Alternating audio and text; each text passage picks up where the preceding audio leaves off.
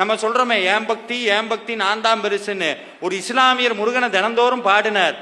செய்யாத குற்றத்துக்கு ஜெயில போட்டாங்க. கூட இருந்தவன் கேட்டான், என்ன பாய் முருகன் கொடுத்தார் போல அப்படின்னு இருக்கான் குசும்பு. அவன் சொன்னா, டே விட்றா பாத்துக்கலாம் அப்படின்ட்டு. தூக்கு தண்டனை அடுத்து காதர் பாட்ஷாவுக்கு தூக்கு தண்டனை நிறைவேற்ற போறாங்க. தூக்கு மேடை காதர் பாட்ஷா போறார்.